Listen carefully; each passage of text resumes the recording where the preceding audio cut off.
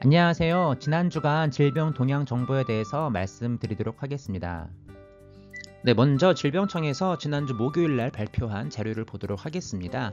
지난주 목요일 발표한 자료는 3월 16일에서 22일 이 기간 동안에 정리한 자료라고 보시면 되고요.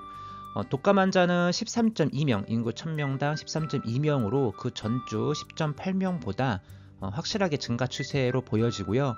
그 전주는 8.0명이었어요. 그래서 8.0명, 그 다음 주에는 10.8명, 그 다음에 지난주에는 13.2명 이런 식으로 지금 증가 추세가 뚜렷하게 보이고 있고요. 특히 이제 7세에서 18세 사이의 학생들 사이에서 많이 증가하고 있고요. 이번 주에 저희 병원 기준으로는 조금 어린아이들에서도 양성이 나온 거로 봐서는 점점 좀 확산되는 게 보이고 있는 것 같습니다. 여전히 B형 독감 중심으로 나오고 있고요. A형 독감 걸렸다고 하더라도 B형 독감에 또 걸리는 경우들이 있으니까 개인 위생에 각별히 좀 주의를 하셔야 될 것 같고요. 지난주에 마찬가지로 딱히 뭐 이렇게 도는 바이러스는 없는데 이번 주에는 리노바이러스가 이제 뚜렷하게 증가 추세에 있는 거로 보여진다고 합니다. 이제 뭐 예년 봄철에 항상 이제 좀 돌았던 정도의 수준으로 보여지고요. 코로나는 작년과 비교해서 이번 주도 계속 좀 많이 없는 그런 상태이고요.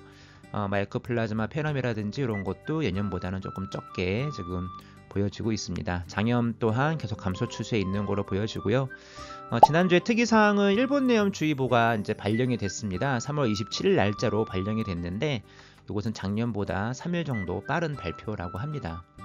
네, 질병청에서 보도한 자료 중에서 소아들 중심으로만 좀 제가 다시 한번 파악을 해봤는데요. 당연히 이제 인플루엔자 바이러스가 아직은 제일 많이 지금 나오고 있고요. 그 다음에 이제 리노바이러스 이제 요 순서로 지금 나오고 있는 것 같습니다. 물론 그 다음에 메타뉴모 바이러스도 여전히 좀 많이 검출이 되고 있다고는 하는데, 이제 뭐 되게 요 정도의 바이러스들은 전부 다 그냥 감기라고 보시면 돼요. 그래서 지금 바이러스 때문에 뭐 이렇게 감기가 생기기는 하지만 대부분 증상 치료로 좋아지기 때문에 바이러스 검사는 사실 외래에서는 크게 권장하진 않아요. 그래서 이들이 뭐 감기 증상이 있다고 하더라도 꼭 확인이 필요한 경우는 독감이나 이제 코로나 정도의 검사이지 그 이외에 바이러스 검사는 한다고 하더라도 딱히 약이 있지는 않아서 어차피 증상 치료로 가기 때문에 저는 바이러스 검사는 개인적으로 권하지 않고요. 독감 같은 경우에는 약이 있기 때문에 검사에서 양성이 나오면은 타이미플루라든지 이런 약을 쓰게 되면은 효과를 볼 수 있기 때문에 검사를 권하는 경우가 많고요. 코로나 같은 경우에는 사실 다른 감기 바이러스와 마찬가지로 소아들의 경우에는 어차피 증상 치료로 가는 경우가 대부분이에요. 근데 아무래도 이제 아직까지는 코로나는 노인들한테는 좀 많이 위험할 수가 있어서 아이들과 접촉하는 이제 노인들의 어떤 보호를 위해서라도 간혹 이제 필요한 경우들이 있습니다. 그래서 저희 병원 외래에서는 독감 검사나 코로나 검사 정도만 필요할 때 권장을 하고요. 그 이외에 바이러스 검사는 권장을 하고 있지는 않습니다. 네, 앞서 말씀드린 대로 요즘에 리노바이러스가 가장 이제 많은 감기 바이러스 중에 하나라고 좀 알려져 있는데 증상은 그냥 말 그대로 감기예요. 그래서 대부분 그냥 증상 치료만으로 좋아지는 경우가 대부분이고요. 무슨 바이러스 검사를 통해서 요 감기는 리노바이러스였구나 이거 알아낼 필요 전혀 없습니다. 네, 필요하면은 독감이나 코로나 정도만 검사를 하시면 되고요. 요 바이러스의 특징은 이제 부비동염이 잘 동반될 수 있다고 해요. 특히 이제 성인들에서 더 많이 이제 부비동염으로 동반될 수가 있는데 부비동염이라고 하면은 우리가 이제 흔히 알고 있는 축농증이라 보시면 되고 부비동염이 있게 되면은 이제 중이염으로 갈 수가 있어요. 그래서 아이들 같은 경우에도 누런코나 이런 게 이제 보이게 되면 중이염으로 이제 갈 수가 있는 경우들이 많고 그리고 이런 경우는 항생제를 보통 이제 쓰게 되는데 부비동염이라든지 축농증, 뭐 그다음에 중이염 이런 걸로 항생제를 쓸 때는 최소 열흘 정도 이상의 치료 기간이 필요할 수 있습니다. 그래서 만약에 항생제를 먹는 경우에 증상이 조금 호전을 보인다고 하더라도 다시 한번 병원에 나와서 약을 조금 더 유지를 할지 끊어도 될지를 꼭 확인해 보시는 것을 권장을 드리고요. 리노바이러스는 말 그대로 감기 바이러스이기 때문에 치료 또한 딱히 없습니다. 그래서 그냥 증상 치료 중심으로 하고 아까 말씀드린 것처럼 대부분 자연 회복되고 필요한 경우 항생제 등의 처방이 이제 필요하다고 보시면 됩니다. 네, 일본 뇌염주의보가 3월 27일 날짜 기준으로 이제 발령이 됐는데요. 질병청 보도 자료에 이제 나온 거를 보게 되면은 제주도라든지 전라남도 지역에서 3월 24일에서 26일 구간 동안에 채집된 42마리의 모기 중 10마리가 작은 빨간집 모기 일본 내염 바이러스를 전파하는 그런 모기로 확인이 됐다고 합니다. 그래서 작년보다 3일 정도 빨리 주의보가 발령이 됐고요. 아마 평균 기온이 상승을 해서 빨라진 것으로 보여지고요. 그래서 일본 내염은 예방접종을 좀 잘 하시게 되면 어느 정도 예방할 수 있기 때문에 예방접종을 아직 안 했거나 조금 지연된 아이들 같은 경우에는 좀 서두르시는 것을 권장을 합니다. 사백신 같은 경우에는 총 5회 접종을 하고요.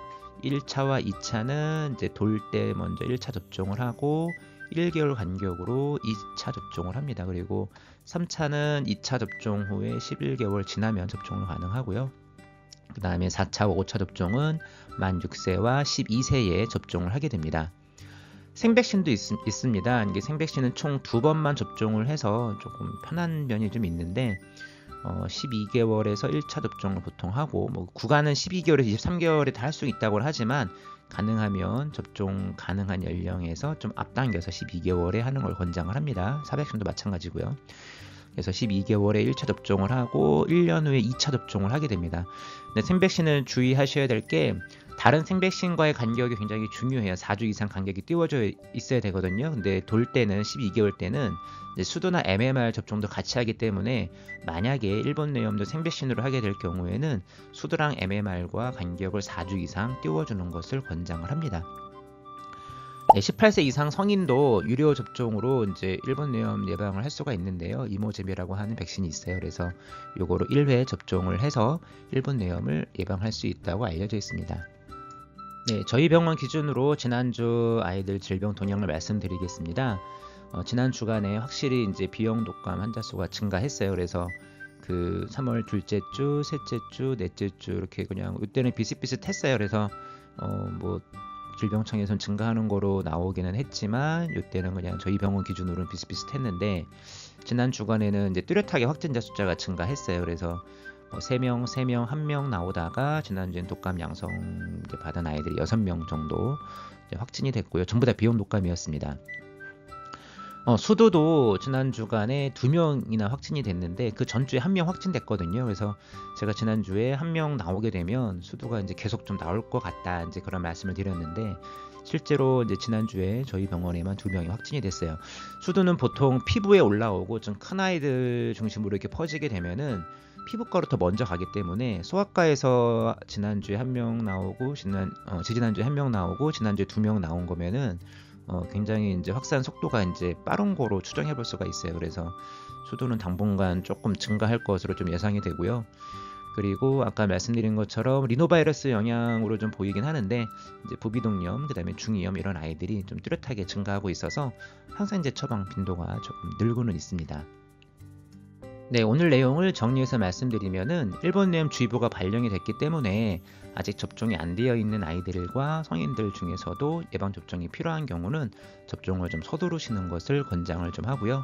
그리고 독감 또한 지금 증가하고 있기 때문에 의심되는 경우 의뢰해서 독감 검사라든지 필요하면 코로나 검사까지도 하시는 것을 권장을 드리고요. 그 이외에 호흡기 바이러스 검사 같은 경우에는 굳이 권장하지 않기 때문에 비용 들여서 굳이 검사를 받으실 필요는 없을 거로 보여집니다. 네, 이상입니다.